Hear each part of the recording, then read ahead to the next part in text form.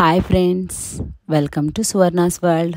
ఈరోజైతే నేను మీకు ఆవ పులిహోర ఎలా చేయాలో చూపించబోతున్నాను. ఈ ఆవ పులిహోర ఈ శ్రావణ మాసంలో వరలక్ష్మి వ్రతం రోజు మనం అమ్మవారికి నైవేద్యంగా పెట్టండి. చాలా మంచిది. అమ్మవారికి పులిహోర నైవేద్యం చాలా ఇష్టం. ఈ ఆవ పులిహోర ఎలా చేయాలో ఇప్పుడు చూద్దామండి. ముందు పులిహోరకు చింతపండు నీట్గా శుభ్రం చేసుకొని కడిగి ఒక గంట ముందైతే నానబెట్టుకోండి.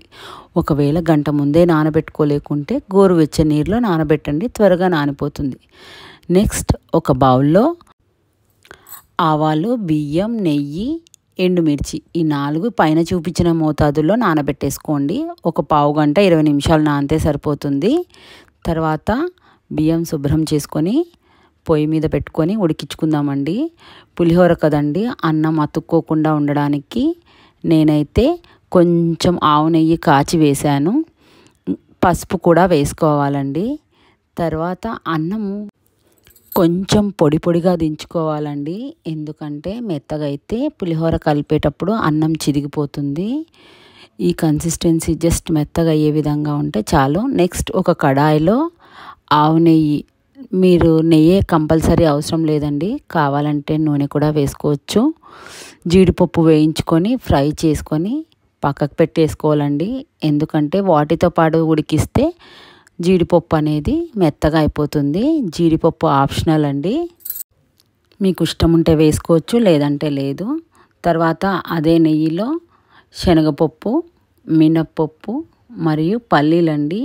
ఇవి కొంచెం ఎక్కువ క్వాంటిటీలోనే నేను వేస్తానండి, ఎందుకంటే చాలా బాగుంటాయి పంటి కిందికి నమిలేటప్పుడు.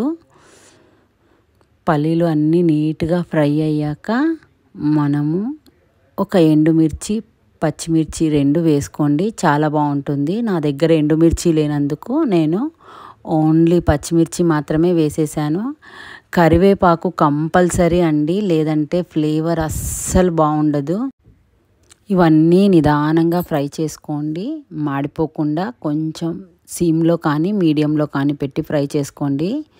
తర్వాత మనం ముందుగా నానబెట్టుకున్న చింతపండు పులుసు అయితే వేసేసుకుందామండి. చింతపండు పులుసు వేసుకొని కొంచెం ఉడకబెట్టాలండి. చింతపండులో వాటర్ తక్కువ ఉండే విధంగా చూసుకోండి. వాటర్ ఎక్కువైతే పులుసు ఎక్కువసేపు ఉడికించాల్సి వస్తుంది. తర్వాత ఫస్ట్ ముందుగా నానబెట్టుకున్నాం కదండి మనం ఆవాలు, బియ్యం, ఎండుమిర్చి, పసుపు ఇవన్నీ మిక్సీ పట్టేసుకొని మెత్తని పేస్ట్ లాగా చేసుకోవాలండి. ఇదే అండి అస్సలైన టేస్ట్, ఈ పేస్ట్తోనే వస్తుంది మనకు ఈ ఆవ పులిహోర. ఈ పులుసుని మొత్తం ఉడికిన తర్వాత మనం నిదానంగా రైస్లో కలిపేసుకోవాలి.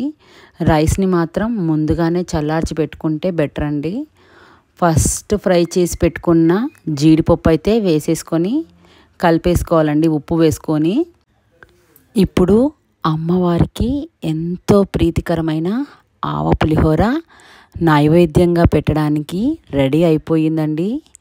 మీకు నచ్చినట్లయితే లైక్ చేయండి, షేర్ చేయండి, సబ్స్క్రైబ్ చేసుకోండి.